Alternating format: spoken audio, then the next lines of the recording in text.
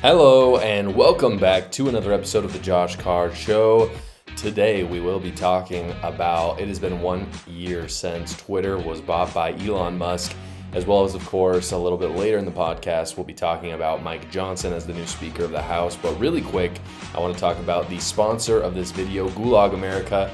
I am wearing one of my shirts today. Gulag America is a premium apparel company for patriotic clothing. I'm going to put some images up right now. Right now, if you use my code JoshCar10, you will get 10% off, as always, at gulagamerica.com. As we head into the colder season, remember, even though I'm wearing a short sleeve right now, some of my favorite stuff that they have is the long sleeves and hoodies. They're very affordable. They have just awesome stuff on them, so please go check them out, again, at gulagamerica.com, as well as if you go to the affiliate program in their main website, you will see there is Josh Car Show hoodies, as well as short sleeves and long sleeves. So definitely go check that out as well. Again, if you use my code JoshCar10, you will get 10% off at gulagamerica.com. With that, guys, we're going to get into the news today. I'm talking about X, and I'm going to essentially, for most of the podcast today, debunk what the AP article had, what the AP has come out in an article against Elon Musk and what's been going on at X, and how just reactionary and just wrong it is. Like, they literally are just sputtering out lies about what's going on at Twitter, and today I'm going to be debunking it. So we'll do that for the beginning part of the podcast, and at the very end of the podcast today, we'll talk about Mike Johnson briefly. But essentially, Elon Musk bought Twitter 1 year ago today, which is pretty crazy because it feels like that was like a few months ago only. But in my review of kind of what's gone over the last year, it is crazy how much Twitter has changed. Obviously, it's undergone a name change. We hear so much. The reason why I want to talk about it today is because we hear so much about Twitter and what's going on. And at least for me, not just in passing, but also at my other job and with friends and family, sometimes I hear, Elon Musk has just really put Twitter into the ground. And I hear that and I'm like, what? Like, on what grounds? And you hear it from the media a lot too. Like, yeah, like, by what metric is he running it into the ground? And so it's fascinating to me that when I point to when people ask why I think the left is anti-free speech, this is the reason why. This article from the AP that I'm going to read today and kind of debunk is the reason why I believe the left is anti-free speech. Almost every measure that the left hate, like every single thing that Elon Musk does, the left hates, and it all comes back to free speech and what he's done with community nodes through X, but also just the way that he has cut out the middle management at Twitter in order for free speech to thrive. And that goes from just the random person tweeting whatever they want to letting Donald Trump back on Twitter or X. But I guess the reason why I'm debunking this article today is because I'm sick and tired of hearing X is such a bad company. X, Elon Musk is running it into the ground. It's just not true. So the AP has decided to continue this lie and posted an article today about how Elon Musk has ruined everything. So I thought I would just read parts of it for you and explain why it's not true and debunk it. So the article starts like this. 1 year ago, billionaire and new owner Elon Musk walked into Twitter's San Francisco headquarters with a white bathroom sink and a grin, fired its CEO and other top executives, and began transforming the social media platform into what is now known as X. X looks and feels like Twitter, but the more time you spend on it, the clearer it becomes that it's merely an approximation.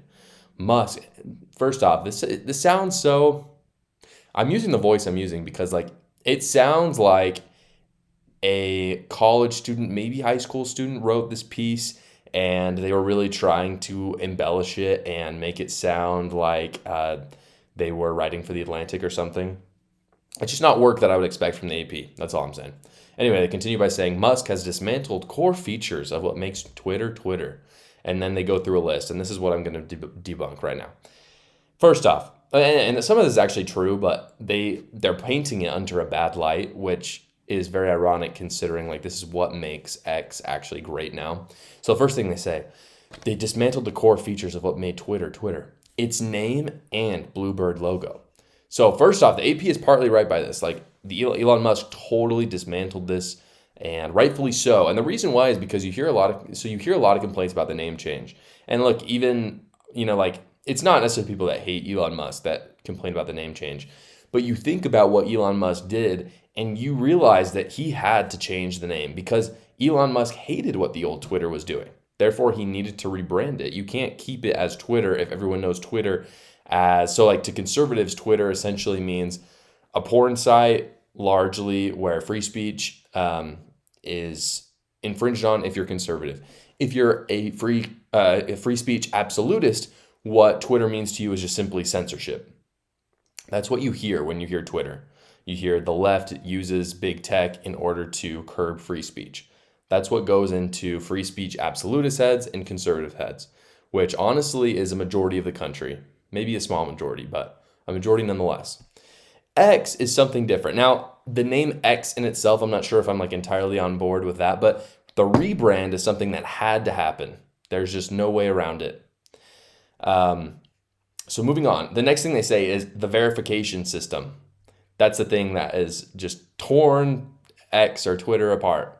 And on this point, I'm not sure if it is better for the consumer, admittedly. But what I hear from people talking about X and Elon Musk is that it's not a profitable company, that their profits are just going down and that it's just an awful place to be. But this is just like the amount of arrogance, I think, this is what frustrates me when I hear people. I reject the idea that you have to be knowledgeable on a subject in order to have an opinion. So I'm not talking about that. You can literally know nothing about it and still have an opinion. I don't believe that you have to be knowledgeable in order to share your opinion. Everyone has the right to share their opinion. But the amount of arrogance that you have to have as just a random person to be like, yeah, Elon Musk is making these awful business decisions. When you don't own a business and Elon Musk is the richest person in the world is staggering, just the amount of arrogance that takes. Every social media company after Elon, so basically what I'm talking about right now is Elon Musk has rolled out this new verification system where there are a few qualifications that you have to hit, but for the most part, it's just a subscription service. And what that means is that, and like what that gives you, I guess, is that you get that little blue badge, and it means that your tweets tend to be favored over those who are not verified, right? And again, I'm not sure if this is better for the consumers. I think there are some arguments that it could be because it means people are more that are more kind of committed to tweeting get priority. But with that said, the reason why you know it's successful is every single other social media company has followed suit. Everyone else does it now. And if they're not doing it now, they're planning on doing it. They're like actively making plans. Instagram, like Meta was the first people that copied it. And so what you hear is all these big tech executives that are making fun of Elon Musk. You hear the media making fun of Elon Musk. You hear random people making fun of Elon Musk, when in reality, all the other social media companies are like, oh, that's a really fantastic idea. We need to do that. So that's how you know right there that it works. They go on to say, the AP says, it's trust and safety advisory group, not to mention content moderation and hate speech enforcement. And this gets to the heart of the issue, right? This is the core argument. Do you like community notes better, or do you enjoy random middle management shutting down the tweets that they don't like? That's what it comes down to. I think most people would agree that when you are in a public forum like Twitter or Facebook, that there needs to be some source of accountability for those who are disseminating false information, because false information is harmful. But the question then becomes, do you believe that that regulation comes through people who are anonymous just taking things down? Or do you believe that that comes through other people speaking up? And for people who understand the First Amendment and what John Stuart Mill has talked about with the free marketplace of ideas, they would agree that community notes are much better than what Twitter was doing before. It stuns me, and it shows where the left is as well, that they would rather have middle management censor people kind of nebulously behind the scenes than have a community of people post underneath that post responding to why it's misinformation. Like, it's actually much more detrimental. This is what's interesting about it. It has nothing to do with truth, because it's much more detrimental to disinformation dispellers when community notes are put under it than when it's just taken down. Because what happens when something's taken down, generally it exacerbates it greater. I mean, this is what happened on the right a ton, right? Things were taken down, the Babylon Bee was censored, and what happened? The right heard about it, and they made a bigger deal about it. Not that the Babylon Bee was disseminating false information, but the left would like to say that they were.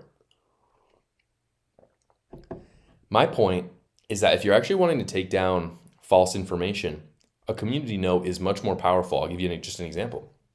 You see Joe Biden touting his inflation numbers, talking about how I've decreased inflation more than any other president. Then, right underneath that tweet, there's a community note that explains why Joe Biden just said a bold-faced lie and how inflation is compound and how he's not decreasing inflation at all, but it's actually been greater than in 40 years. What does Joe Biden then do? He has a choice. Let that community note stay and everyone gets to read both and be like, wow, not only is what Joe Biden just said not true, but he's also a liar. Or what Joe Biden has to do is take down the tweet. And it's much more effective having the person that put out the false information take down the tweet or the post than X or Twitter doing it themselves. So for that reason, I think most people on Twitter who are actively using it would agree that that is the greatest addition that Elon Musk has made to protect truth and allow people to share their ideas. Because if you want to share something that's false, you have every right to do it, but just understand that people who support the truth are going to post underneath it and make you look like an idiot. That's way more effective than just taking down their posts. At least I think so, and I think most people would agree with me. The AP continues by saying, he also fired, laid off, or lost the majority of its workforce, engineers who keep the site running, moderators who keep it from being overrun with hate. We can't have hate. Executives in charge of making rules and enforcing them. I just want to point this out. There's been no significant shutdown of X or Twitter in the time that Elon Musk has had it. What I mean by that is there's been no significant crash. The closest thing was when DeSantis announced his candidacy on Twitter, and that was admittedly not Elon Musk's best look, but I also think that they were in uncharted waters, and that was the only time that's really happened. So essentially what they're saying is, it's so bad. They laid off 80% of their employees, and the app works exactly the same, except not quite the same, because now there's no executives to monitor enforcing rules and just make sure that people aren't saying whatever they want to say on Twitter. What those who are conservative but also just logical and business minded are thinking is wait, he cut 80% of employment and the app still works the same? What were those 80% people doing? A lot of them are probably doing nothing, but I think just thinking realistically, what they were doing was they were monitoring speech that they didn't enjoy. They literally say, moderators who keep it from being overrun with hate. Now, first off, hate is completely subjective, so I don't really know what that means. But if we really care about free speech is about hate. That's what it's about. People who speak hatefully need to be able to speak. And the reason why I say that is because when they speak, the rest of us who are normal hear that and we go, yeah, I don't like that. That's not my crowd. And they actually lose power because of it. And you know what? If they gain power because of it, that's life. That's how a democracy works. And it's unfortunate. I don't really want hate for anybody. I don't really care. Even, the most vile, progressive or leftist, I don't think they deserve hate. I think they deserve to speak their mind and say, and I think all of us ought to roast the crap out of them for their dumb ideas. But hate is too far. I don't believe in that. But at some point, you have to let those ideas get hashed out. And look, if someone says something hateful and it ends up being very untrue as a result, because oftentimes hateful things are very untrue, they'll get community noted. People will see that and they'll be like, yeah, this guy really isn't very credible. I don't really feel like listening to his opinion anymore. So just as a business standpoint and a social standpoint, hearing that 80% of the people were laid off and they are basically, again, from a business standpoint, Elon Musk is thinking, wow, I just saved a butt ton of money because 80% of the people just left and it didn't affect the site in a negative way at all. And then from a consumer standpoint, knowing, wow, all these people are gone from Twitter and it now means that I get to see what people are tweeting more openly than before. That is just a win-win situation. And it's very funny how the AP frames this as a big negative when in reality it's just not. We've all experienced when we realize we've all realized in our lives, mostly at work, when a task is much harder with more people. Like you go to work every day and work is hard and people bicker and it's just a contentious time, and that's how it is, especially when you're working in businesses. And we've all experienced when like something happens, like maybe everyone goes out of town or like there's a lot of people who get sick, and instead of there being maybe a team of like 50 people that you're used to working with, it cuts down to like 20, and all of a sudden you do the job like way easier than before. Everyone's experienced that. That's what happened at Twitter. They cut 80%. They realized, well, this is like way better without them. And the reason why is because they were mucking it up and making it the opposite of what it was supposed to be, which is this public forum where everyone can talk. The AP continues. This is a good one. This is by an insider intelligence analyst, Jasmine Enberg, according to the AP. She says, Musk hasn't managed to make a single meaningful improvement to the platform and is no closer to his vision of an everything app than he was a year ago. Instead, X has driven away users, advertisers, and now it has lost its primary value proposition in the social media world, being a central hub for news. First off, that is just not true. Most people, if they're on Twitter, they are really happy to get their news from Twitter. There's a lot of good citizen journalism. But I have to really push back, and this whole podcast has been a testament to this. This is what I'm really debunking today. What she says, again, I'm going to say it again, Musk hasn't managed to make a single meaningful improvement in the platform. Community notes. No crashes. Cut 80% of employees. You can now FaceTime and call on Twitter. You can have Reels on Twitter. You can now make money on Twitter. So now, and that's honestly the biggest one. Perhaps I'm biased in that as a creator, but now you have an incentive for creators to choose Twitter over any other app because not only do they know they won't be censored, but they can actually be like monetized through Twitter, not just through their own personal sponsorships. That is a huge improvement. So again, we're talking about 1 year. You've got community notes, you got calling, FaceTiming, Reels, monetizing, a new verified way, which obviously is so popular that other social media companies are copying it. We haven't seen change like this on Twitter ever, not even since the inception of the app. And they're saying there hasn't been anything. So the media is obviously full of crap. And this is what it frustrates me so much, how full of crap they are. This is a perfect example of choosing what you want to say before you investigate a story. Like I can hear it. And the reason why I know this is because I've worked in journalism. They're sitting in a pitch meeting and someone says, hey, we've got the year of Elon Musk coming up. We should look into how Twitter's changed over the years, or over this past year with Elon Musk, and if he's closer to achieving his vision. And people are like, yeah, that's a great idea. People talk about Twitter a lot. Great pitch. And I know that journalist in their head thought to themselves, yeah, I hate Elon Musk. I already know he's done nothing. And so instead of actually looking for the real story and actually providing a service to the American people, the AP has decided that they would rather choose journalists that are just going to presuppose what they're going to write and then investigate and find what they want rather than looking for truth. The story goes on to say that usership is down. That's simply not true. The reason why that's not true is that one of the things, and you can add this to the list of things that Elon Musk has improved upon, is that Elon Musk in the first 3 or 4 months really sought to cut down the bots on Twitter. If you're on Twitter now, you can almost be positive that the person you're talking to is a person. And the reason why is because they've set kind of these bot traps in Twitter. He did it a ton at the beginning, but now they kind of have reoccurring traps that they send out to capture bots. And so that's a huge improvement. So they're talking about usership being down. 40% of Twitter was being used by bots before.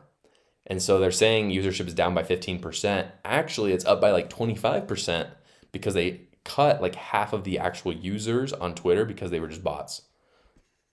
My frustration with this piece again is, and the reason why I want to debunk it is not because I'm in love with Elon Musk or anything.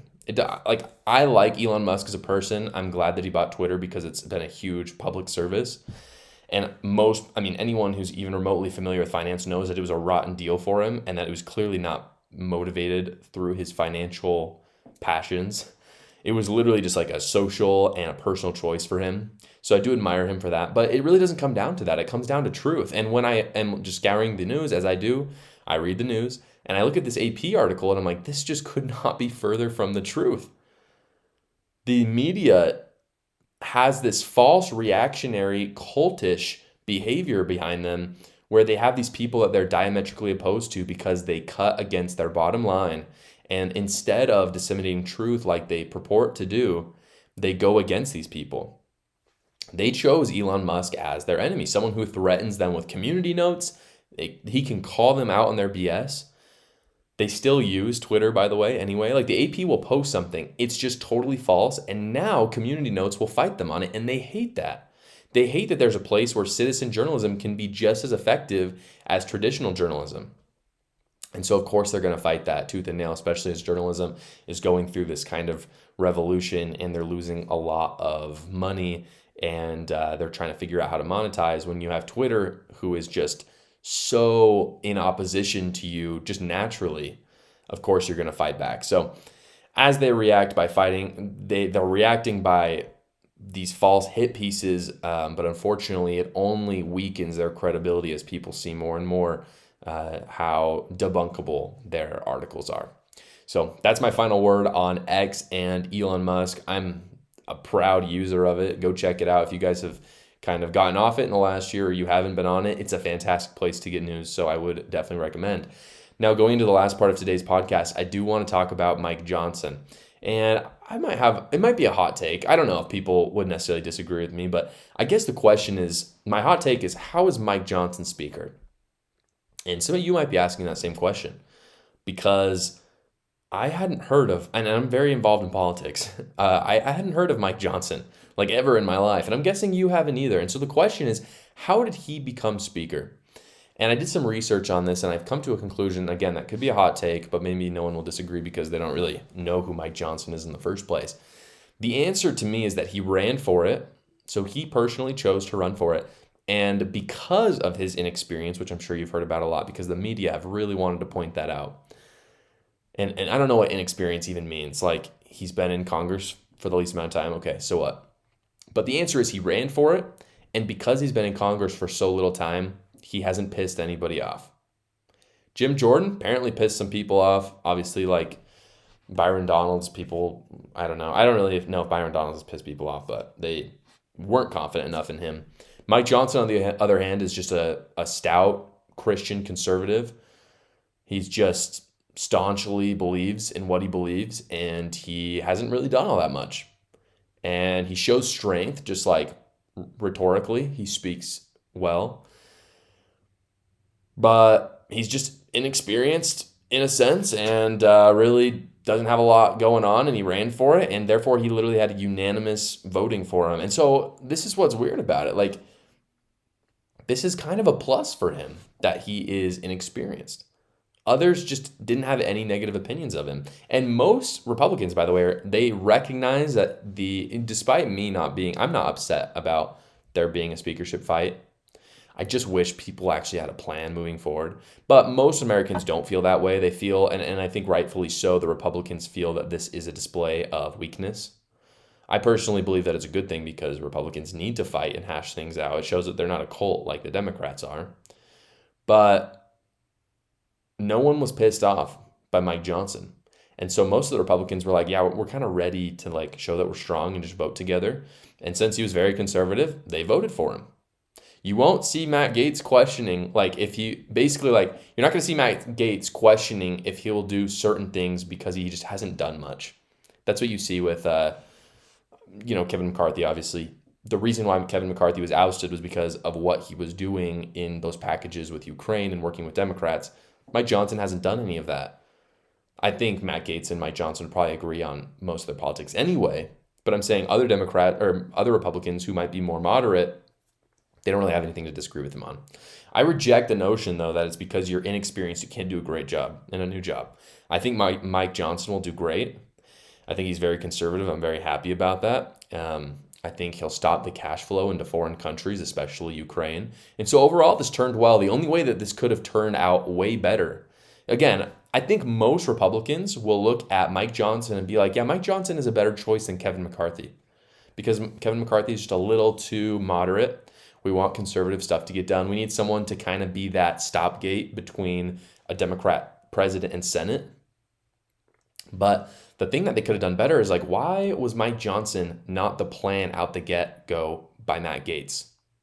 Why did Matt Gaetz oust Kevin McCarthy without a plan? Because if he had ousted him and next day been like, by the way, Mike Johnson, awesome guy. No one's pissed by him. We should run him instead. And they had gotten it done in the first vote. I think everyone would have looked at that and history would have been like, nice. Republicans just made a more conservative speaker, for them. But instead, they went through this stupid minutia of arguing without a plan for 22 days. And again, I'm fine with the arguing, but you got to argue with a plan. And Matt Gaetz had none. And so, again, you could have cut out 21 days of that argument and just had Mike Johnson been Speaker of the House 3 weeks ago. But it is what it is. I'm happy he's Speaker now. I think he'll do a fantastic job. And that is the end of the podcast today, you guys. Thank you so much for listening. As always, if you got a little bit of value out of this video or other videos, go down, subscribe, as well as comment what you thought about my analysis and debunking of the AP article about X, or if you're happy that Mike Johnson is the Speaker of the House. Thanks, guys.